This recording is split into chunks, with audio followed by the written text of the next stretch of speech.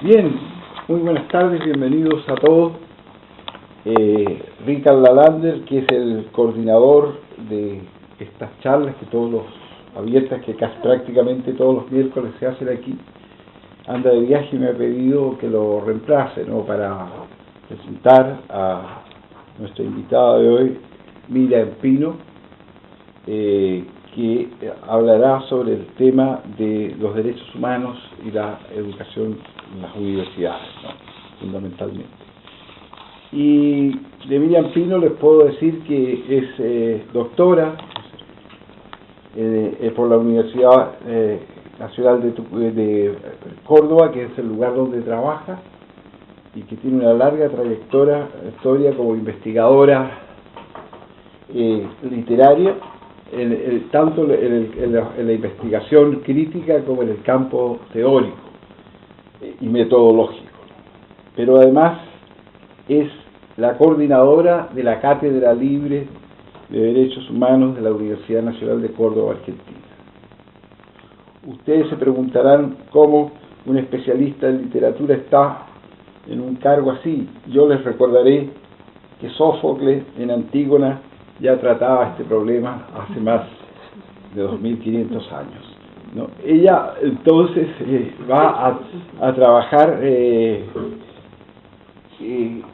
va a contarnos sobre su experiencia y sobre los planteamientos que se están llevando a cabo, las políticas, en fin, con respecto a la investigación de los derechos humanos. Tenemos aquí también a la doctora María Luisa Bartolomé, que es de nuestro departamento, ¿no?, y que ella es también la especialista en este tema, de derechos humanos como también en género.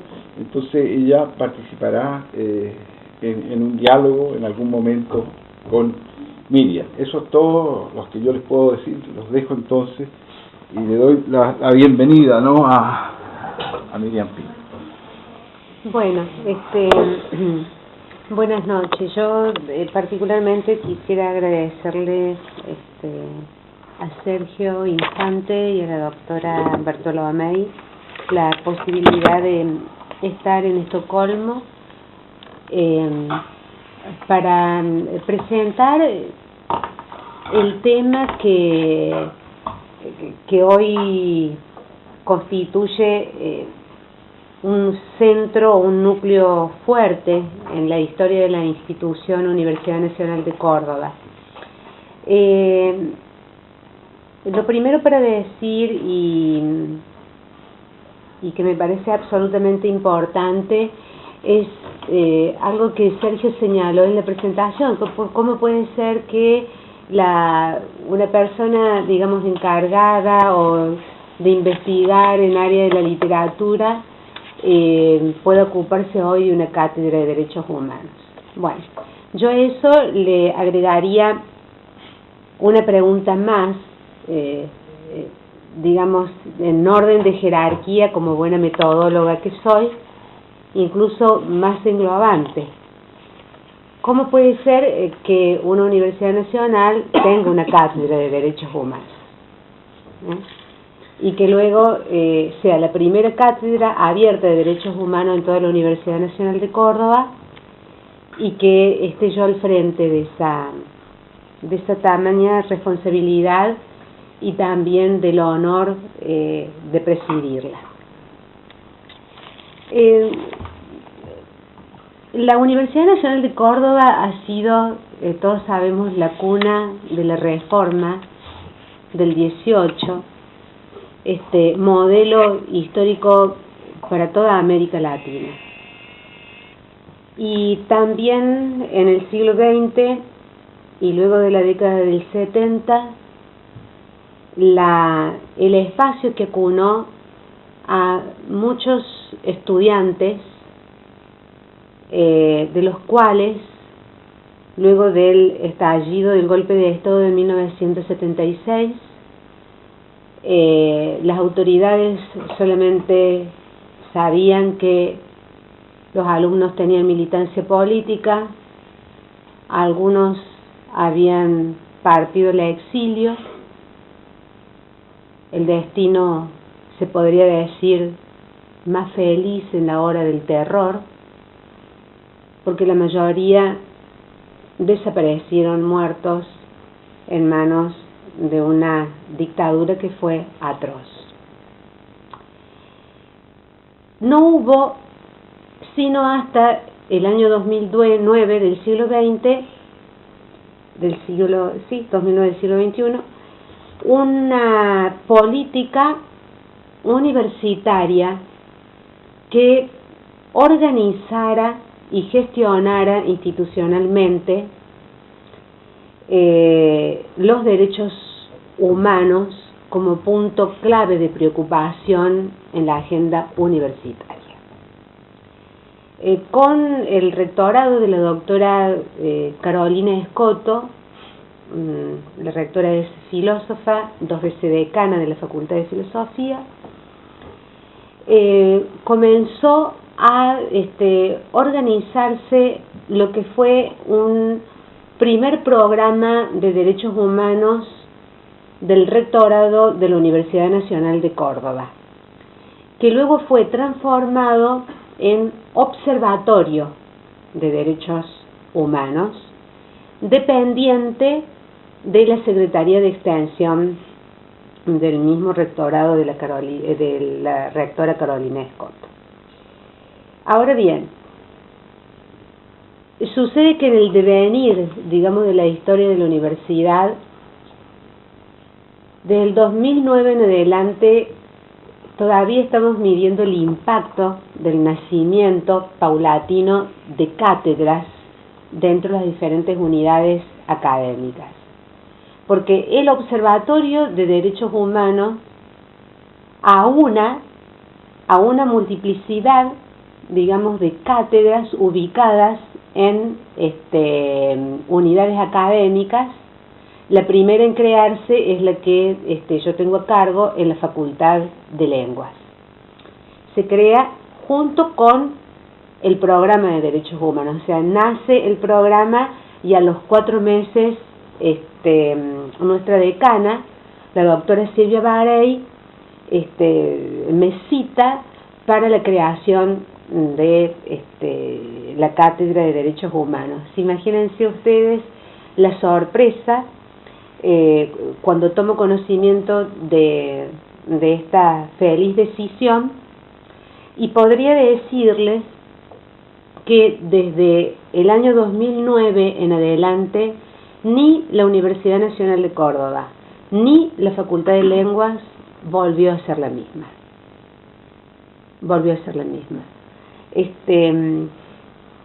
¿Por qué?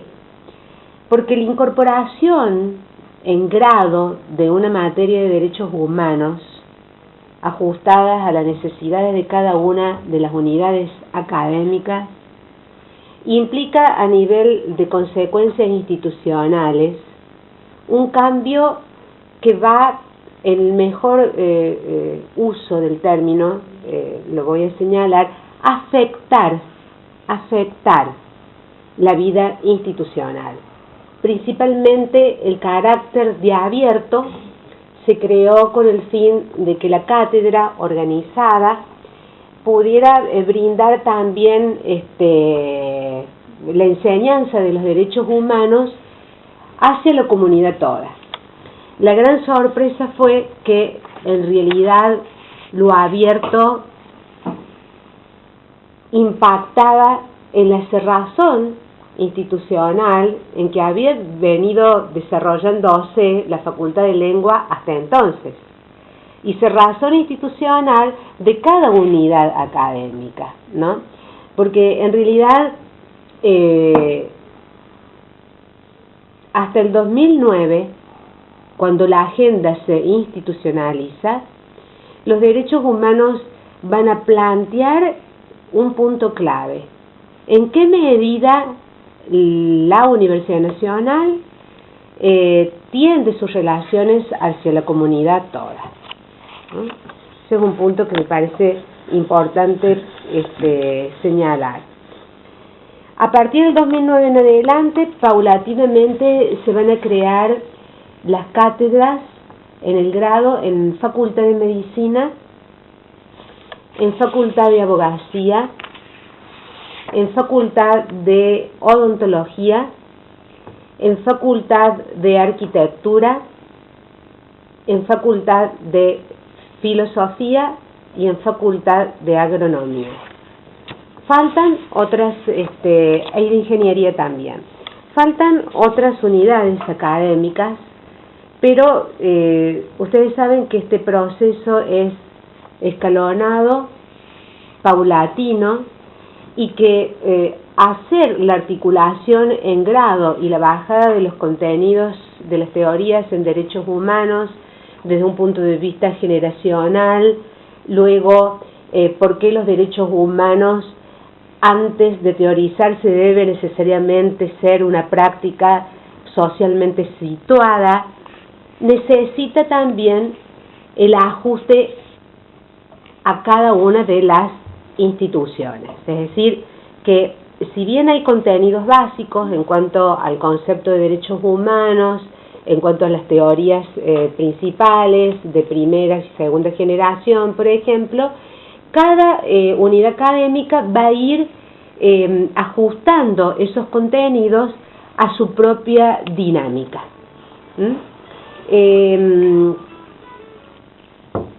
Cada jueves, cada tercer jueves desde el año 2009 en adelante, los coordinadores o profesores titulares a cargo de las cátedras nos reunimos en el rectorado con la coordinadora, la licenciada Ana Correa, con el fin de ajustar algunos aspectos en la medida en que, como es nueva esta práctica de enseñanza, también los profesores vamos aprendiendo con el correr del tiempo y de las circunstancias.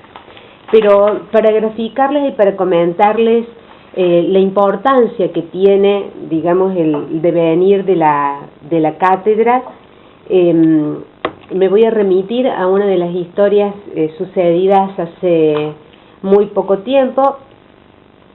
Mañana se hace la reunión, que yo no voy a estar, pero la reunión anterior del mes pasado, estábamos reunidos en el rectorado, todos los representantes de las cátedras, en vista a una reunión de la conmemoración del 10 de diciembre para unas jornadas de reflexión, y la titular de Derechos Humanos en Medicina se acerca y me dice que quería mantener una conversación conmigo. Entonces le pregunto yo de qué se trataba, cuál era el tema. Entonces me dice, mira, yo tengo la cátedra Teoría de la Adolescencia, teoría de la medicina en adolescencia en medicina, pero aparte poseo un consultorio particular en donde atiendo numerosos casos de alumnos provenientes de esta universidad. Ajá, le dije yo, bueno, está bien, Córdoba es Córdoba de la universidad, hay muchos alumnos, es la más antigua del país, o sea, no es casual que atiendas alumnos en tu consultorio. Pero luego me dijo, no, los alumnos que atiendo es de Facultad de Lenguas. Ajá, le dije yo, entonces bueno, sí, y he hecho casuística y he registrado un número importantísimo de alumnos que padecen estrés. Bueno, entonces, conclusión. Está documentado la situación en algunas cátedras históricas en la facultad de maltrato a los alumnos. Los alumnos se enferman, los alumnos acuden al médico, el médico diagnostica. Entonces, me parece que esto es un punto importante porque en esta dimensión que minutos antes había yo trazado de la condición de abierto, ¿no? Es decir, primero, cuando una cátedra de este tipo se instala en la vida institucional, obviamente que produce movimientos. a mí como investigadora en el área de teoría literaria me ha pasado. O sea, hay objetos de estudio que tienen que ver con la memoria y la literatura que desde la cátedra, del momento que se creó, ha modificado mi propio mapa disciplinar. Pero también es importante la conciencia, digamos, de la vida institucional, las características, cómo la cátedra va a mostrar y va a dar un estado de la cuestión, si en una institución, como una unidad académica de una universidad nacional, se respetan en las prácticas, ¿no?, los derechos humanos. Entonces, eso implica esa revisión sobre las propias prácticas, al interior de las propias prácticas institucionales, dan, digamos, como resultado aspectos muy, pero muy importantes. Porque ese autoritarismo que aparece bajo la forma de un soma, que se inscribe en el cuerpo de los alumnos, y que está relevado por una docente y que aparte es investigadora en el área, tiene que remitirnos necesariamente a revisar los hábitos profesionales, que muchas veces no queremos verlos. Es decir, por eso les decía yo recién, la condición de abierto paradójicamente impactó en el adentro de la institución. El punto importante y más complejo es cómo trabajar la agenda en las prácticas en la vida institucional de mi facultad. Es lo que a mí me sucede y tal como yo percibo el desarrollo, digamos, de la presencia y el decurso de la presencia de la materia amada de los derechos humanos en mi facultad. Resultado. Cuando en una mesa muy similar a esta, quizás más pequeña, la doctora Barrionuevo me plantea esta cuestión, desde el laboratorio surgió una necesidad urgente de monitorear el estado, digamos, de la cuestión en torno a los derechos humanos en mi facultad en términos de praxis. Para ello estamos trabajando en una jornada de concientización monitoreada desde fuera de la facultad a través de la profesora Correa, directora del Observatorio de Derechos Humanos, una jornada de concientización sobre la relación de los derechos humanos y la educación, que se va a realizar en el mes de marzo en mi facultad con el fin de ir trabajando este tipo de prácticas, ¿no?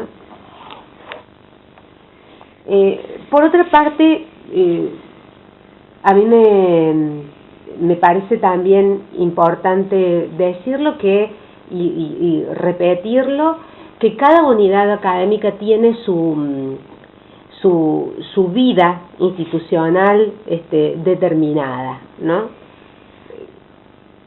Pero que nosotros podemos ir trazando algunas relaciones. Creo que la creación del doctorado en género del Centro de Estudios Avanzados de la Universidad Nacional de Córdoba también ha sido un gesto bien importante para el estudio de la relación de los derechos humanos con la cuestión de género. Y en mi facultad, la creación también desde la Secretaría de Posgrado de una maestría, digamos, también sumamente interesante porque es la primera maestría no arancelada de la Universidad Nacional de Córdoba, sobre lenguajes e interculturalidad. Entonces, esa maestría y la organización de la maestría, que se creía en un primer momento totalmente desvinculada de la Cátedra Abierta de Derechos Humanos, resulta que al colocar y ver la composición de la maestría con los seminarios, toca de lleno también, o mejor dicho, podríamos pensar la agenda, ¿no?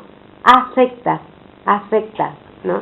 La composición y la organización de las materias en vistas a las teorías de la interculturalidad, como denominamos en América del Sur y en algunas de las unidades académicas latinoamericanas, de una interculturalidad situada, es decir, que atiende a la forma de discriminación, a las formas de desigualdad y las diferentes formas en cómo estudiar desde los lenguajes de la cultura la otredad. Necesariamente cuando se plantean y se construyen temas, problemas con esta investigación, vuelve a aparecer nuevamente los derechos humanos. En torno a las actividades de la materia en Facultad de Lenguas, la materia se desarrollaba en el segundo cuatrimestre en el año 2009. En el año 2010 pude percibir que y registrar un desgranamiento paulatino de la matrícula de los alumnos que se matriculaban para cursar la materia, luego de 2 o 3 meses, acercándose ya a la época de los exámenes, dejaban. Justo coincide también que la materia pasa a convertirse en materia optativa del grado. Lo que es carácter abierto, luego pasa a convertirse en materia optativa y es voluntad, digamos, del rectorado de la doctora Escoto, de acuerdo a un acuerdo firmado en el mes de junio de este año con la Secretaría de Política Universitaria, que las universidades nacionales en la Argentina deben tener en sus planes de estudio la materia derechos humanos. De modo tal que la Facultad de Lenguas ha ido paulatinamente haciendo ese camino, es decir, de cátedra libre a materia optativa, pero en el 2010, justo cuando pasa a ser optativa, se produce ese desgranamiento, que para mí fue importante, porque en ese momento necesitaba analizar por qué y cuáles eran las causas de ese desgranamiento. Bueno, ese desgranamiento no estaba ajeno a lo planteado por la profesora titular de la cátedra en medicina. Los chicos se preparaban a escenas de verdadero sufrimiento cuando tenían que abordar los exámenes en alguna de las cátedras. Entonces no había tiempo para cursar ninguna otra materia.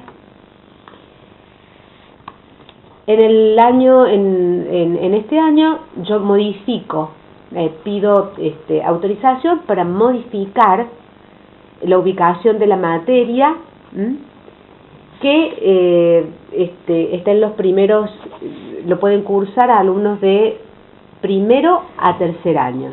Y ahora presenté un proyecto para realizar otro seminario para alumnos de tercero a la licenciatura, al ser de carácter optativa. Bueno, ¿qué sucedió en el 2011 al modificar, pasar la materia del segundo cuatrimestre al primero? Hubo una matriculación y la matriculación no sufrió ningún tipo de desgranamiento. Entonces eso era una muestra cabal que algo en la vida institucional estaba condicionando la presencia de los alumnos a la Cátedra de Derechos Humanos en grado, y que tenía que ver con los regímenes de evaluaciones que están pautados en toda universidad y en toda unidad académica, en este caso específicamente lenguas.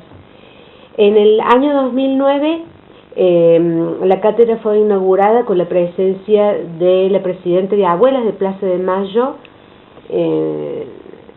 la señora Estela de Carlotto, y luego la cátedra fue recibiendo diferentes visitantes quienes ofrecen conferencias para los alumnos.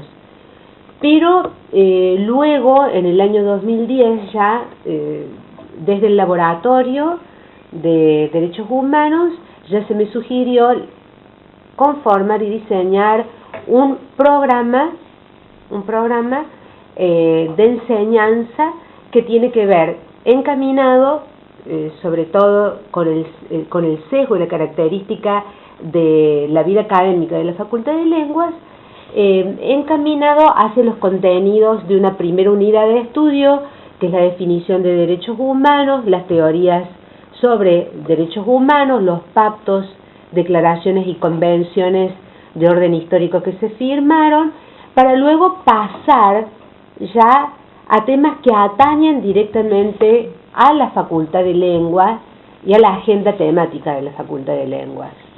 La presencia en el posgrado de la maestría de interculturalidad ha llevado y ha traído, mejor dicho, como consecuencia, colocar temas de, sobre todo, discriminación y otredad, que son importantes incluso para la vida de la investigación a través de la Secretaría de Ciencia y Técnica en equipos, que hay equipos con este tema, con el fin de ir articulando los contenidos y debatiendo y haciendo intercambio de material teórico, que es tan importante y siempre saludable reunirse con los colegas.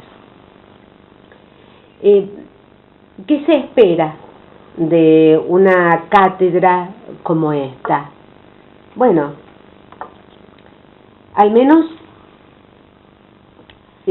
vuelvo a repetir esta idea de los primeros momentos de esta conferencia, que es esto que sucedió, ¿no?, en la Universidad Nacional de Córdoba, en toda la Universidad Nacional de Córdoba y en las unidades académicas comprometidas, ¿no? Desde que la materia está en las unidades académicas, las facultades no se piensan igual, ya no se piensan igual. Algo sucedió, algo cambió, y ese algo tiene que ver con la revisión del pasado. Solo la revisión del pasado, solo ahí abarca a nivel de contenido la materia, no. ¿Por qué? Bueno, los propios alumnos demandan la presencia de temas que atañen directamente a los derechos humanos, ¿no? No solamente lo sucedido en la dictadura, que fue el primer y principal disparador para la creación de las cátedras de la Universidad Nacional de Córdoba, sino también los temas de discriminación y la agenda de género. Yo diría, sobre ese trípode se para hoy la agenda de los derechos humanos en las diferentes unidades académicas, ¿no? Hay una investigación importantísima hecha en la Facultad de Odontología y coordinada también por la directora del observatorio, la profesora Ana Correa, sobre la vida en las cárceles de la provincia de Córdoba. Es decir, ¿qué sucede? Un estudio interesantísimo realizado. ¿Qué sucede con los presos, por ejemplo, y la salud bucal? Que aparentemente es un tema anodino y baladí, porque se supone que si delinquió, va a la cárcel. Sin embargo, desde la agenda de los derechos humanos, hay toda una revisión de la problemática del crimen y de la criminología, que incluso, y en esto voy a hacer biografía, que incluso ha llegado a modificar de lleno el mapa de mi objeto de estudio, que es la novela criminal durante la dictadura militar, por ejemplo, ¿no? Pero como ustedes pueden observar, son diferentes los puntos de sutura, de articulación, que van dinamizando el devenir de las diferentes cátedras en la Universidad Nacional de Córdoba. A esta altura yo me haría una pregunta. Esta feliz creación del laboratorio se queda solamente en la creación y el desarrollo, o ha tenido algún tipo de resistencia en la Universidad Nacional de Córdoba o impedimento. Bueno, sí, los ha tenido porque cada unidad académica tiene una determinada vida institucional. No es casual que los colegas de la Facultad de Derecho, por ejemplo, todavía carezcan de resolución de canal que le dé el estatuto de profesores titulares de las cátedras abiertas de derechos humanos. ¿Qué hicieron? Cabe otra pregunta. ¿Qué hicieron? ¿La desarmaron a la cátedra? No, no la desarmaron. Las cátedras siguen, y en el momento en que yo estoy pronunciando estas palabras, creo que ya la rectora puede haberle solicitado a los decanos el pedido de nombramiento de los profesores. Pero no es casual, vuelvo a repetir, que, por ejemplo, en la Facultad de Derecho tenga reticencia a la presencia de una cátedra de esta naturaleza, cuando en Córdoba se están llevando a cabo los juicios por lesa humanidad. Entonces verán ustedes que hay una... para entender la dinámica y la naturaleza del devenir de las cátedras, uno tiene que pensar también holísticamente, ¿no? Integralmente, cómo se van desarrollando este tipo de proyectos saludables, por cierto, para la vida de la sociedad argentina y en Córdoba particularmente. Si hay alguien que quisiera hacerme alguna pregunta, puedo responderla.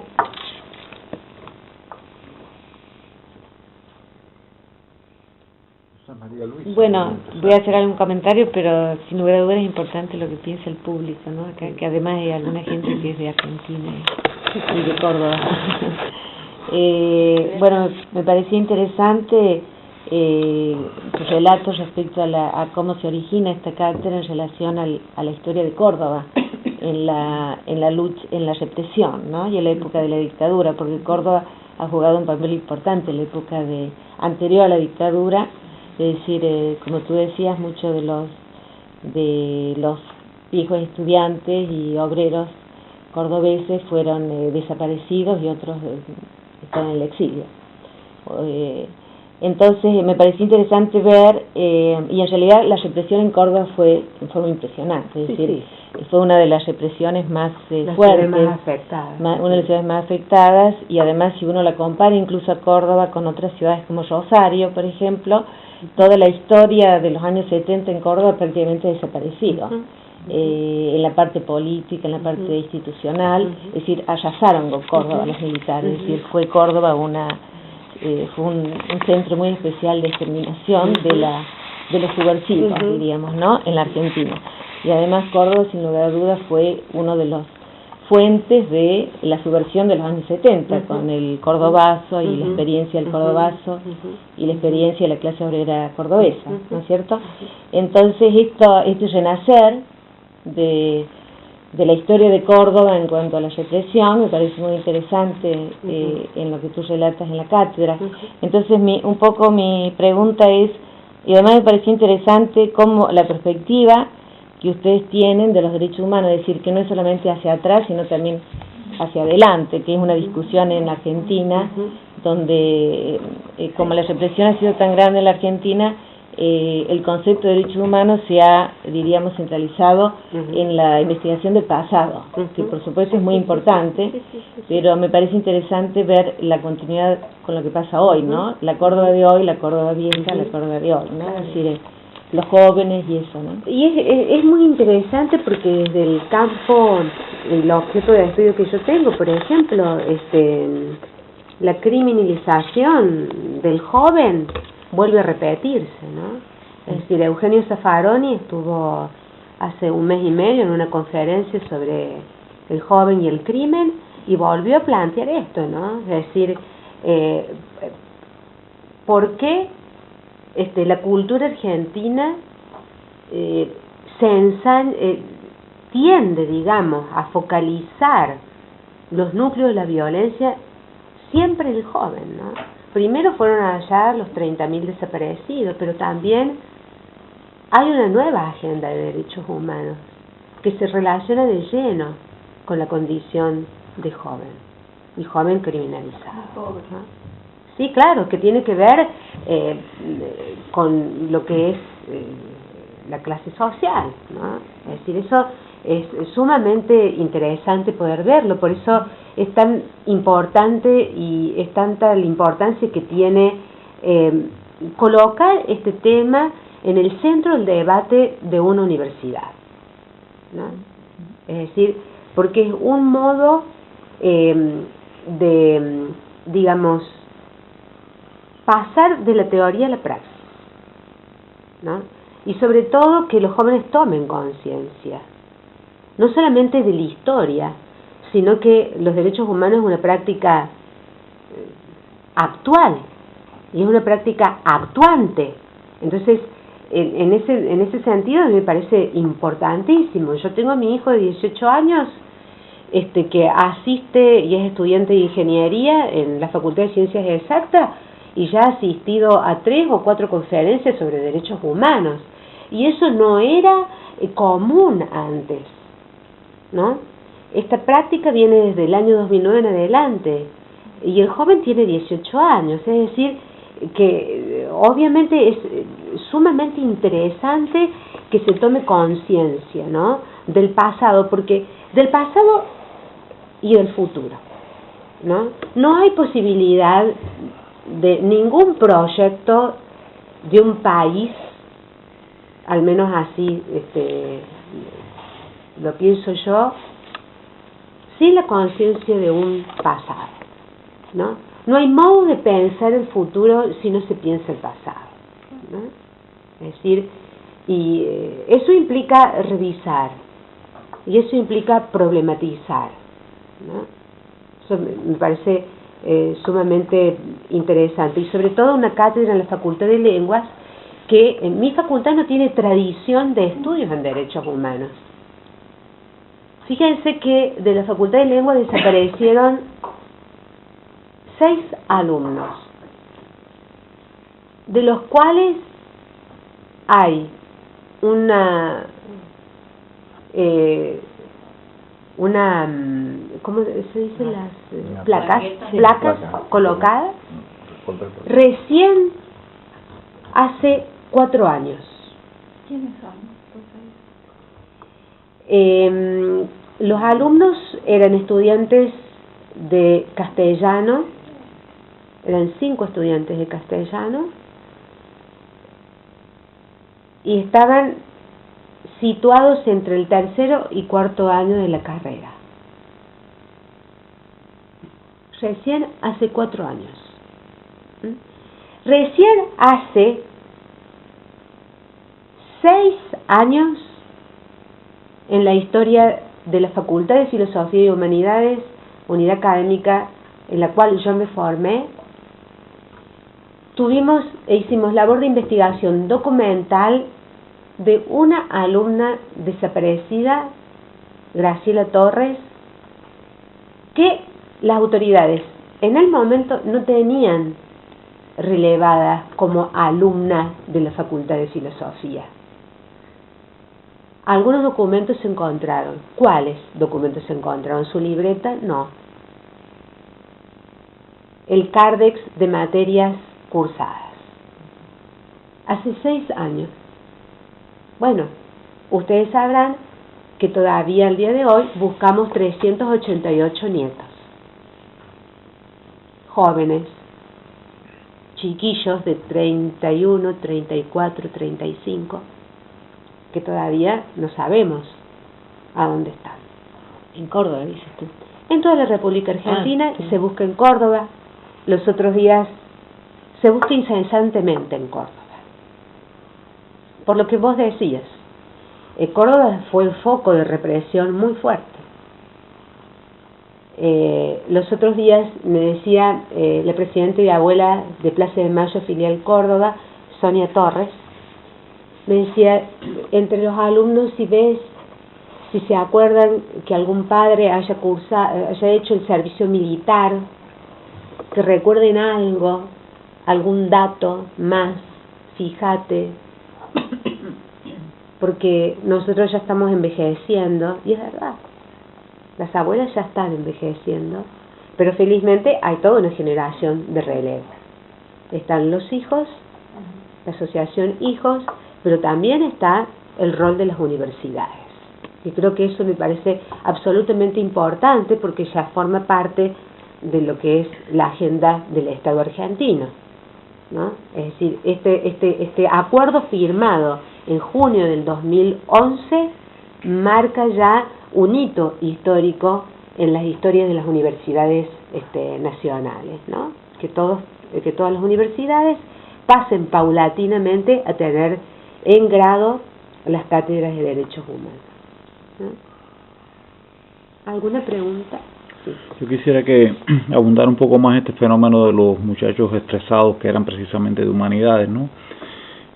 ¿Hasta dónde ha progresado la investigación sobre de qué manera, qué tipo de violación de derechos humanos tiene que ver con eso? ¿Y por qué es precisamente los de humanidades? ¿Por qué no ocurre con muchachos de ingenierías o otras carreras, ¿no? Sí, hubo del total de relevamiento que se ha hecho de los alumnos de la Universidad Nacional de Córdoba, están los alumnos de Filosofía, de Facultad de Filosofía y Humanidades, y los alumnos de Arquitectura. Son las dos unidades académicas más afectadas, y luego la Facultad de Medicina, y bueno, hace muy poco tiempo también se tomó conciencia de los alumnos desaparecidos en la Facultad de Lenguas. Yo creo que tiene que ver, bueno, ahí tenía que ver toda esta cuestión del activismo político de los alumnos y la elección de las carreras que tenían un impacto social en el momento en que ocurre la dictadura militar, ¿no? Sobre todo, y las unidades académicas de una profunda circulación de ideas en el momento en que ocurre la dictadura, ¿no? O sea, este es un estudio histórico. O sea, este nivel de estrés fue entonces, en tiempo en estos alumnos. Yo hablo del presente, vos me preguntaste de los nuevos alumnos de lo que pasa ahora, sí. Sí, estos alumnos de lo que detectó la la doctora que ustedes empezaron a investigar. Bueno, toda institución reproduce las prácticas. Una institución que mira al futuro, una unidad académica que mira el futuro, no revisa el pasado, está condenada, como diría Gabriel García Márquez, a 100 años de soledad. Es decir, al reproducir esas prácticas autoritarias, ¿cómo impacta? Directamente en esa relación docente-alumnos. ¿Cuáles fueron las soluciones que ahora se han dado? Bueno, la formulación de esta jornada de concientización, y desde la Secretaría de Asuntos Estudiantiles, que tomó conocimiento de esta situación, la posibilidad de que los alumnos puedan tener una asistencia psicológica que pueda paliar en parte la situación que fue revelada por la doctora Barrio Nuevo. Ahora, esa es la cuestión del chequeo, digamos, monitoreo de orden psicológico, es una situación coyuntural, porque es atener al síntoma y no atener a las causas. O sea, las causas se ubican, digamos, en una reproducción de prácticas autoritarias, y esa reproducción de prácticas autoritarias se debe a un licuamiento de lo que es la memoria y lo que sucedió en la Universidad Nacional de Córdoba, porque cuando estalla la dictadura militar argentina, bueno, muchos de los docentes quedaron trabajando allí, muchos partieron al exilio o fueron exonerados, pero una buena parte quedó trabajando allí. La respuesta es, bueno, de algo teníamos que vivir, es verdad, o sea, de algo tenían que vivir. No todos han sido partícipes, digamos, activos, ni colaboraron con la dictadura militar argentina, pero sí hubo una práctica autoritaria en toda la sociedad. Hoy por hoy se está revisando ya el pasaje de la categoría de dictadura militar a dictadura cívico-militar. De dictadura militar a cívico-militar, es decir, ¿qué rol cumplió la sociedad civil en el proceso dictatorial argentino? Yo tengo entonces otra pregunta, porque reflexiono sobre el tema, ¿no? O sea, la alarma se da desde la psicología, un estado de estrés que conlleva que se investigue y bueno... De la medicina. De la medicina. ¿Quién cuestiona la medicina? ¿Quién cuestiona a la psicología? Porque, por ejemplo, el fenómeno que yo estoy percibiendo, me parece que es muy universal. Por ejemplo, hoy en el mundo hay como una especie de trivialización de la disciplina, en el mundo, en España, en Suecia, donde quieran, ¿no? Entonces, los chicos se sienten muy estresados, pero a veces me parece que desde la psicología se está creando una situación de reblandecimiento en la juventud universal, ¿no? Entonces, no sé si habrá algún interés precisamente en la medicina, en la psicología, en crear ese estado. Aparte del fenómeno argentino, que es muy particular, pero en Suecia pasa lo mismo, a distintos niveles. O sea, hoy un niño no se le puede exigir que estudie porque, según la psicóloga, el mentor, etcétera, se va a dañar, Entonces, a mí también me preocupa mucho ese otro lado. Yo creo que hay también que cuestionar el saber y la psicología y las medicinas. La medicina no es una verdad. Entonces yo pienso que hay que trabajar en los dos lugares, hay que investigar hacia las dos direcciones, me parece, ¿no? Es mi opinión, ¿no? Es interesante lo que está señalando. Ahora, el saber y la producción de conocimiento no tiene nada que ver con prácticas, con hábitos, desde el punto de vista de Bourdieu, prácticamente que rayanan la violencia física. Si vos tienes una población de 90 alumnos, de los cuales aprueban 4, y el resto le entregas el parcial, la evaluación, un gesto es entregárselo de mano y otro es tirárselo al suelo, robárselo al suelo, pero que lo levante del suelo. Entonces allí ya no podemos hablar de trivialización, estamos hablando de la praxis educativa, de la escena educativa donde se juegan los derechos humanos, donde esto antes correspondía solamente al terreno de lo anecdótico. Qué exigente que es la docente antes del advenimiento de las cátedras de derechos humanos. Ahora ya no. Ahora hay que comenzar a revisar las prácticas. Puede que el resultado sea, como vos muy bien decís, una trivialización, que a los alumnos se le quieren menos exigencia, que ocurre en todo el planeta Tierra. Puede que sí,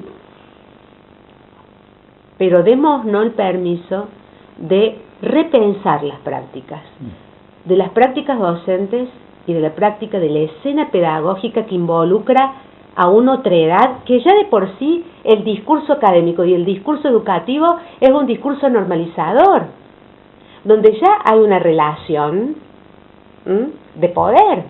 Entonces, si a esa relación de poder vos la intensificás con prácticas autoritarias, bueno, ahí es que tenemos que pensar entonces, pero ya como una agenda de la propia institución,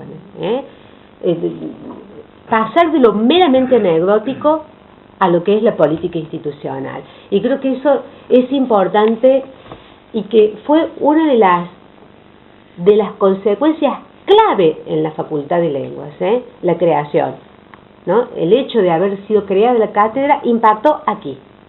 en la abogacía impacta en otro lugar. Yo tengo alumnos de abogacía en la Cátedra Abierta de Derechos Humanos que están hoy por hoy revisando, luego de estudiar teoría en derechos humanos, han revisado el manual de procedimiento, que lo tienen que saber de memoria, el manual de procedimiento de detención y la llamada portación de rostro.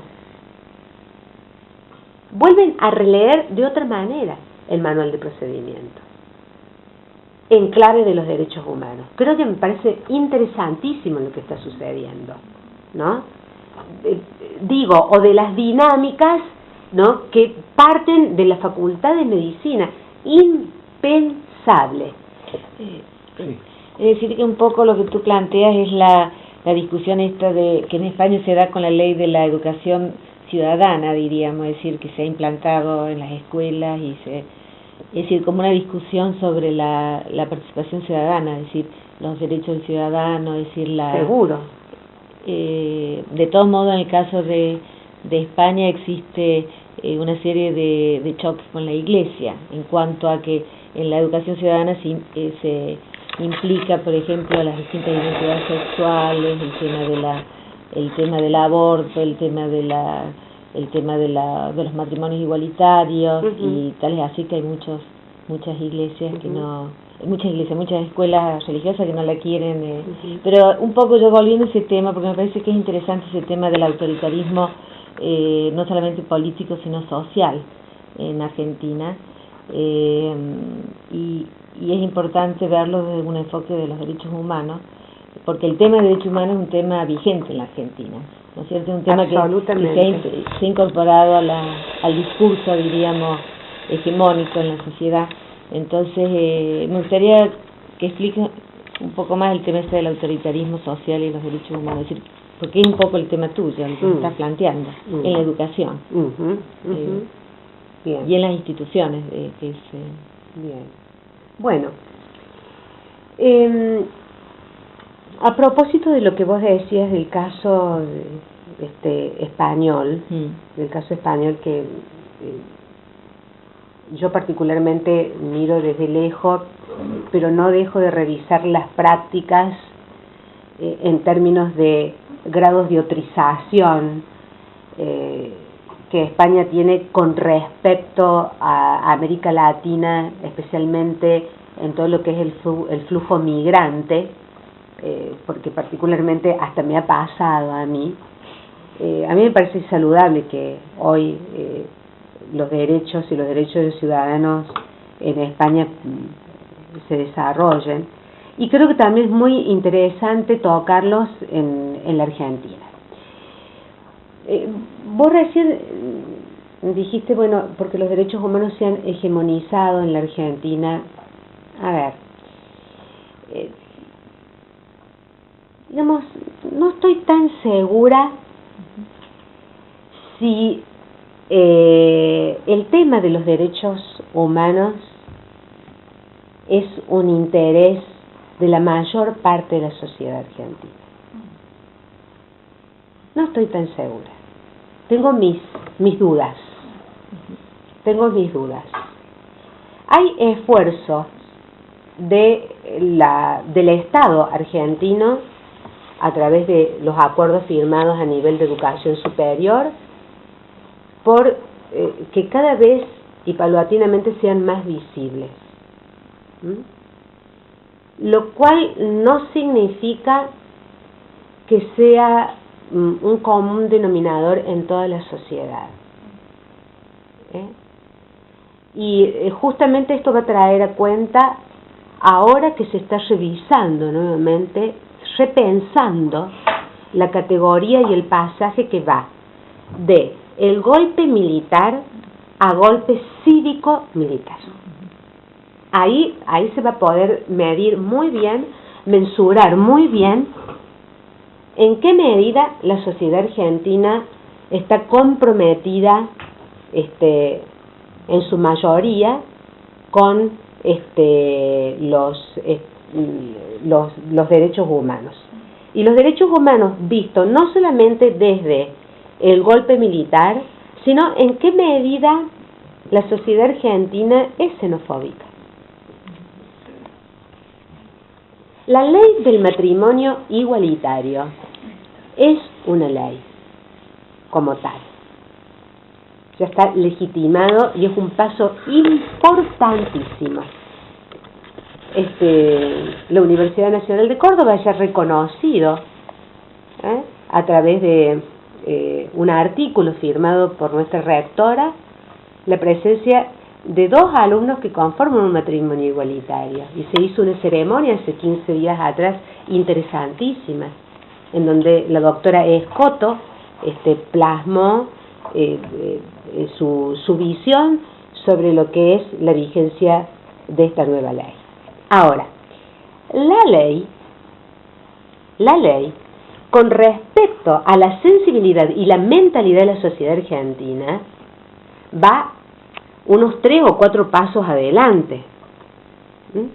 Todavía falta una maduración en la sociedad argentina sobre, por ejemplo, la ley del matrimonio igualitario, porque es xenofóbica. Nosotros tenemos una homofóbica, tenemos una corriente de inmigración externa e interna que proviene del interior del país y del resto de América Latina. Y se puede mensurar muy bien cómo nosotros y en qué grado reconocemos los derechos de la otredad. Entonces, yo particularmente, y más situándome en Córdoba, más todavía soy muy cuidadosa en esta cuestión de una visión más bien hegemónica de los derechos humanos. Los juicios a la Junta, a integrantes de la Junta, que se han hecho durante todo este año, han demostrado el interés a veces escaso de la ciudadanía por ya pasó, ya es hora que olvidemos, ya es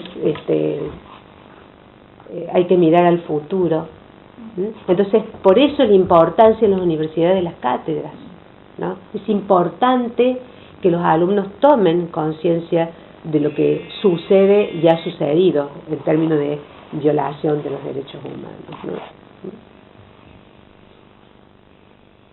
¿Alguna pregunta? Yo te quería saber, se ha visto últimamente mensajes que mandan por internet y en alguna revista, la situación, incluso impulsado por un escritor, por Giardinelli, la situación de la gente en el Chaco, ¿no? Y las fotos que se muestran ahí son tremendas, ¿no? Comparables tal vez con los sobrevivientes de los campos de concentración, de los cuerpos, por ejemplo, de indígenas que están flacos, sin alimentar, los niños enfermos. ¿Se preocupan de ese sector también, ¿no? Bueno, a ver, como muy bien vos decís, he visto que por internet circuló estos niños, todas de la comunidad. Sí, todas, sí. Y yo también las vi. Me llegó por un correo que no puedo determinar el origen. Acá hay 2 dimensiones claves que me parece que es puntual y que yo lo trato con los alumnos en mi materia. ¿Cómo negar la existencia? La propia Hannah Arendt lo planteaba, ¿no? Desde Alemania. ¿Cómo negar la existencia de la res facti? El hecho. Es decir, yo no puedo negar que las imágenes que reproducen las fotos no sean reales. Están, tienen existencia. Punto 1. Punto 2. ¿Qué uso le doy yo a la foto? ¿Qué uso instrumental le doy a la foto? ¿Para qué sirve la foto? Y ahí está la función de los medios y las tecnologías, que son un punto axial en la política en la existencia de la agenda de los derechos humanos cuando pasa a ser cuestión de Estado. Cuando los derechos humanos pasan a ser cuestión de Estado, la foto que se reproduce en Internet o que puede estar reproducida por la prensa gráfica de los derechos humanos. Es decir, ¿cómo? El gobierno se preocupa por los derechos humanos, mira, Auschwitz, ¿no? Miren, Auschwitz. Bueno, entonces eso me parece a mí muy interesante por lo que falta de hacer a nivel de agenda estatal, digamos. Si nosotros desde las cátedras de derechos humanos nos preocupamos, sí en el caso de la Facultad de Lenguas, sí en el caso de la Facultad de Medicina y sí en el caso de Odontología. ¿Por qué sí, sí y sí? Porque son las 3 unidades académicas que mayor recepción de alumnos del interior del país tienen. La Universidad Nacional de Córdoba está ubicada en el corazón, en el centro de la República Argentina. Entonces, como es una unidad académica prestigiosa, de amplísima tradición, los alumnos del interior del país bajan, sobre todo los alumnos de medicina, odontología y ¿por qué lenguas? Porque lenguas tiene creado un programa de lenguas aborígenes. Entonces, yo creé en una unidad en el programa de derechos humanos que tenía que ver con los derechos humanos y la construcción de las otredades. Entonces, ¿por qué? Porque la misma conformación del programa de estudio de la Facultad de Lenguas y junto con el posgrado con interculturalidad me da pie a mí para estos debates. Eso a nivel educativo. Con respecto, digamos, a lo que sucede, si es verdaderamente una preocupación del Estado argentino en las comunidades indígenas, yo creo que sí.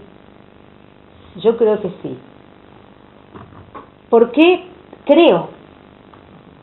¿Por qué creo y no digo sí? Bueno, porque acá hay que señalar 2 dimensiones. Volvemos hacia lo que yo estaba comentando hace minutos. Una cosa es la ley de reconocimiento de las minorías y otra cosa es el pasaje a la práctica, que sí se está haciendo, paulatinamente. Y otra paralela es la realidad virtual que brindan los medios de la prensa gráfica y la prensa televisiva. Perdón, sí. Quiero aclarar algo al respecto, de lo que vos planteaste. Se publicaron esas imágenes de un escrito de Mempo Jardinel, un escritor conocido, muy comprometido. Bueno, Mempo sacó una nota en página 12 desmintiendo que esas letras fueran de él.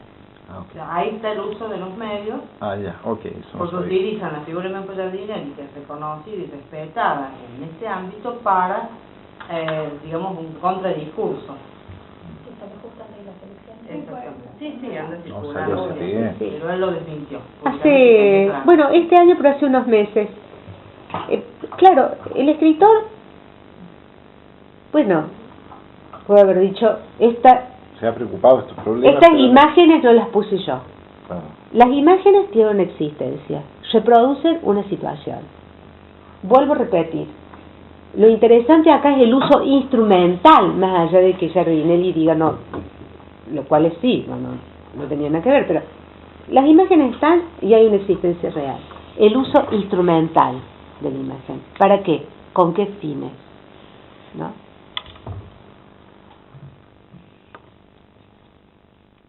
¿Alguna otra pregunta?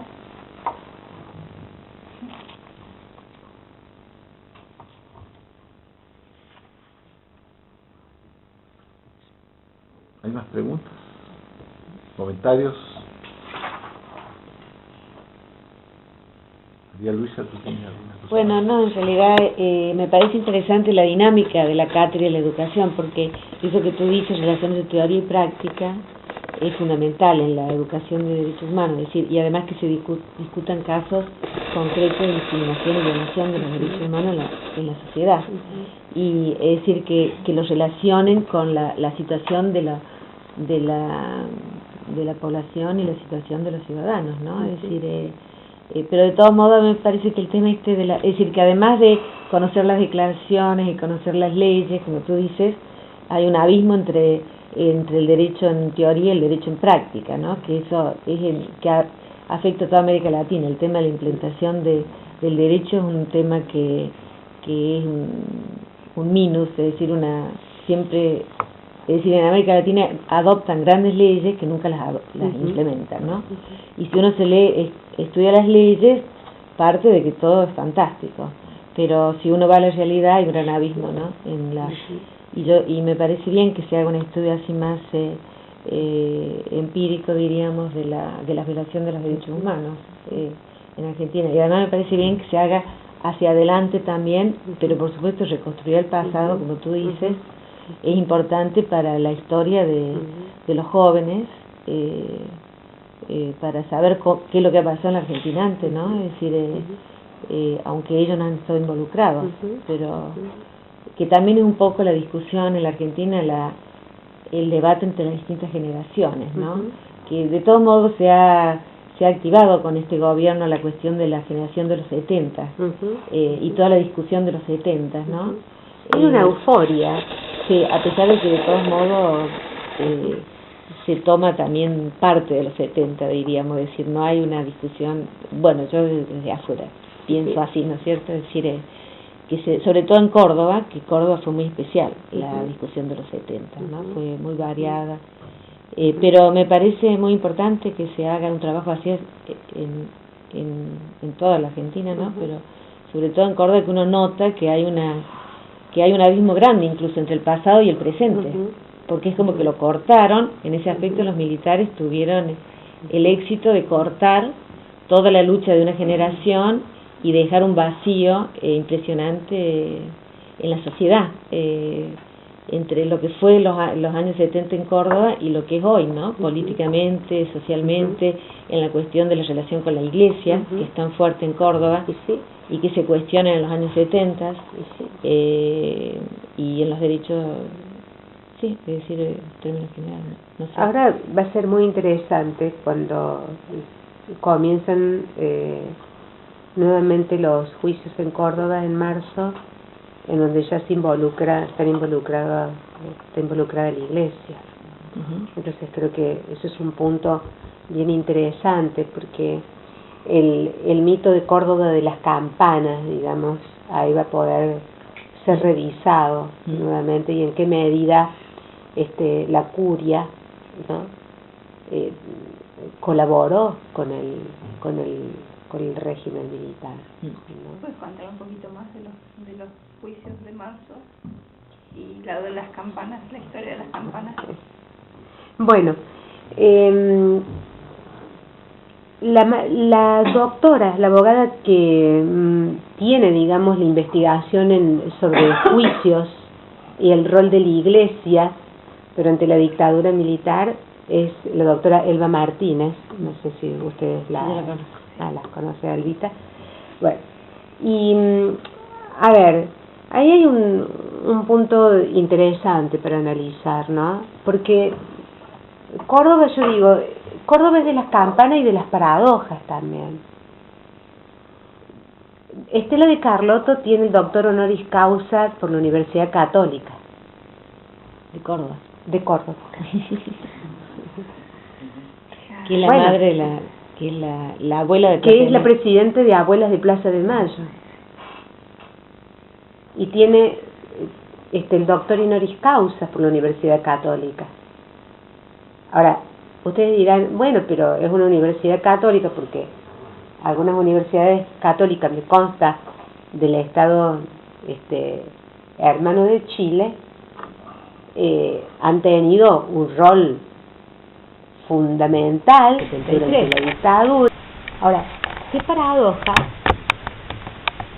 porque nosotros no podemos pensar que la facultad, que la universidad católica esté, digamos, separada, digamos, de la Iglesia. Es consubstancial a la Iglesia. La Iglesia rige el Estado y el devenir y la dinámica de la Universidad Católica. Entonces, allí tenemos una primera paradoja.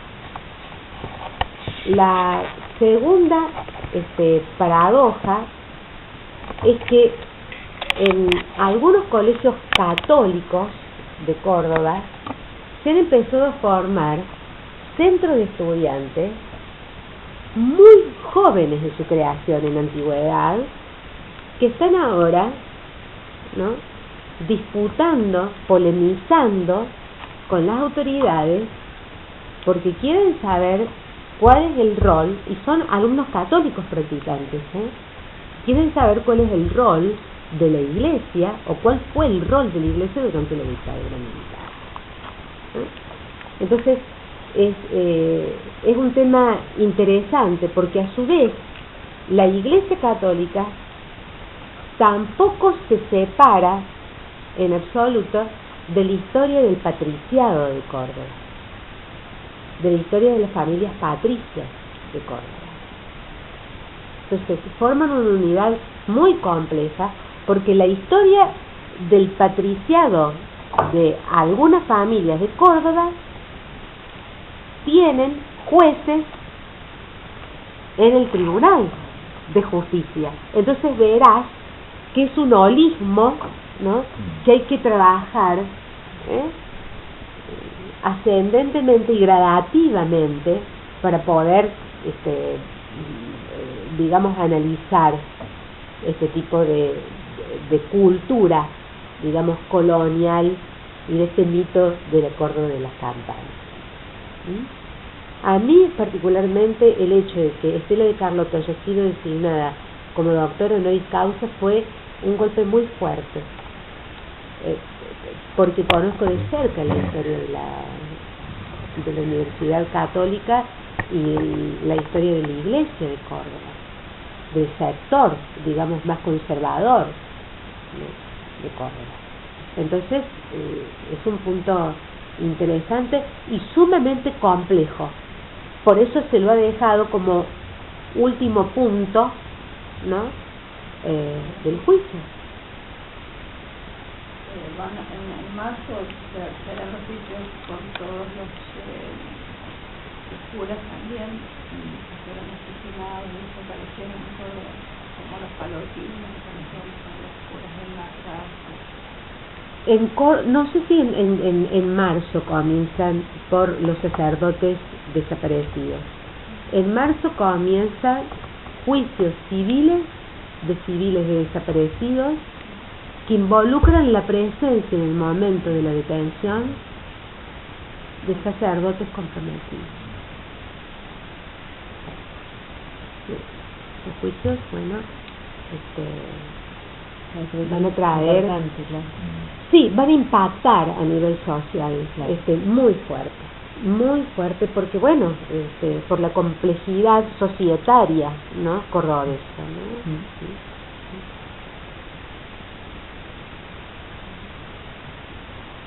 ¿Algún comentario o pregunta?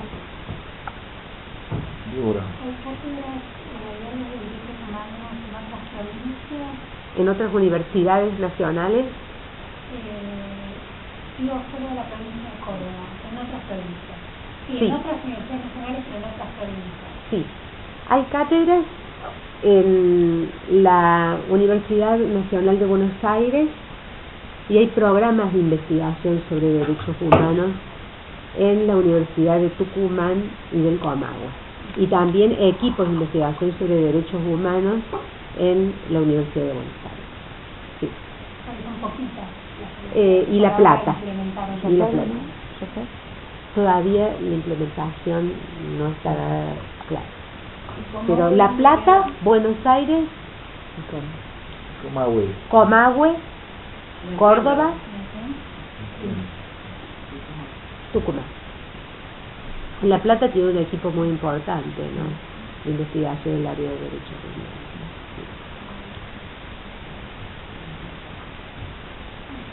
¿Alguna otra pregunta? Bueno, si no hay más preguntas, te agradecemos esta magnífica charla que nos has dado, que hemos quedado todos muy contentos y muy ilustrados por el tema, sorprendidos sobre todo con estos aspectos que tienen hasta el futuro, la cuestión de los derechos humanos. Muchas gracias, te damos un aplauso.